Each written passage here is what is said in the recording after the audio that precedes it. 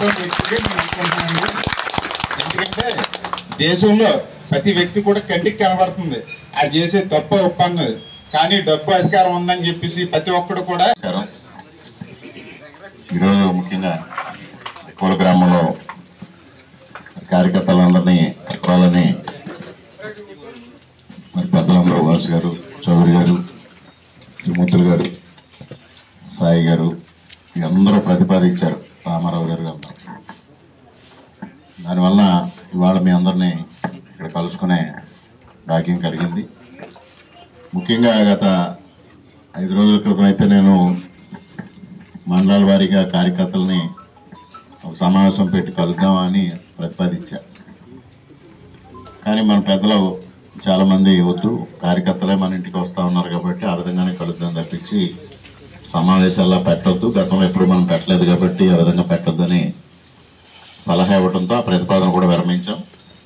సరే గ్రామాల వారీగా అందరూ వస్తున్నారు, కలుస్తున్నారు, జరిగిన వ్యవహారాలన్నీ చర్చించుకుంటూ ఉన్నాం.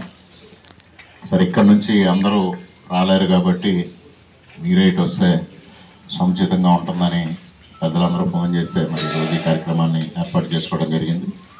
మరి ఈ కార్యక్రమానికి విచ్చేసిన తెలుగుదేశం, జనసేన, బీజేపీ కార్యకర్తలందరికీ, అదేవిధంగా మరి వాసు గారు, చౌదరి గారు, రామారావు గారు, రామచంద్రరావు గారు, పెద్దల వెంకటరమణ గారు, అదేవిధంగా 82 నుంచి పార్టీ కార్యకర్తగా సీనియర్గా ఉన్న పండు గారు, అదేవిధంగా యువత అభినవ్ కానీ వీళ్ళ పెద్దలు కానీ, అదేవిధంగా వివిధ సంఘాల పెద్దల ప్రసాద్ గారు, వీళ్ళంతా మొత్తం అందరూ రావడం జరిగింది.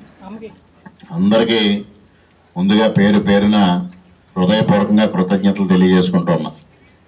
ఎందుకంటే రామారావు గారు చెప్పినట్టుగా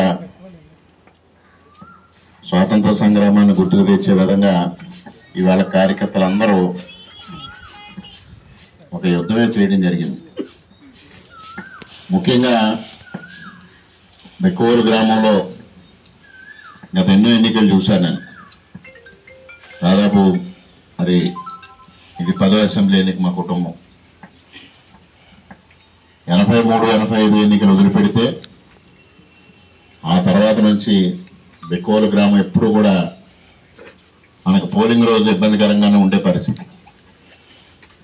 అటువంటి పరిస్థితులను అధిగమించి ఇవాళ ప్రతి బూత్ దగ్గర మన ఆధిపత్యం ఉండేలాగా పనిచేయడంలో ఇవాళ కార్యకర్తలు అందరూ తీవ్రంగా కృషి చేశారు. దానికి హృదయపూర్వకంగా మీ అందరికీ మరొక మారు కృతజ్ఞతలు తెలియజేసుకుంటూ ఉన్నా. ముఖ్యంగా ఏంటంటే ఇవాళ యువత పెద్ద సంఖ్యలో మనకు మద్దతు పలకడం జరిగింది. 18 సంవత్సరాలు దాటిన ప్రతి యువకుడు కూడా 40 సంవత్సరాల లోపున్న వాళ్ళని చూసుకుంటే మనకి వాళ్ళ కేడర్లో 70% వాళ్ళే నిండిపోయారు. పెద్దలందరూ పైనుండి సూచనలు, సలహాలు ఇస్తూ ఉంటే యువత ఒక విధమైన కసితో, అకుంఠితమైన దీక్షతో పనిచేయడం జరిగింది. మరి ఇది నాయకత్వాన్ని ట్రాన్స్ఫర్మేషన్ అంటే ట్రాన్స్ఫర్మేషన్ ఇన్ ది సెన్స్ ఈ పాత నాయకత్వాన్ని మారుస్తామని కాదు, కొత్త నాయకత్వాన్ని ప్రోత్సహించాల్సిన సమయం ఆసన్నమైంది. యువత నుంచి ముఖ్యంగా మనం బలోపేతం చేసుకోవాల్సిన అవసరం ఉంది. ముఖ్యంగా ఎన్నికల ముందు 2-3 నెలల నుంచి మేము అందరం కూడా పెద్దలు, ఇంపార్టెంట్ నాయకుల సమావేశం ఇక్కడ ఏదో విధంగా బలోపేతం చెయ్యాలని చర్చించుకున్నాం. కానీ అన్ని పరిస్థితులు అనుకూలించి అనుకోని రీతిలో ఇవాళ పెద్ద ఎత్తున కార్యకర్తలు బలోపేతం అయ్యారు. దీన్ని మనం మరింత బలోపేతం చేయాల్సిన బాధ్యత పెద్దలందరిపైన ఉంది. యువతను ప్రోత్సహించాలి.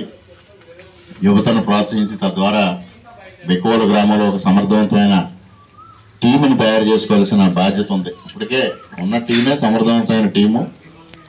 ఆ టీముకి మ్యాన్ పవర్ అవసరం. ఆ మ్యాన్ పవర్ని వాళ్ళు తయారు చేసుకోవాల్సిన సమయం వచ్చింది, అవకాశం కూడా వచ్చింది.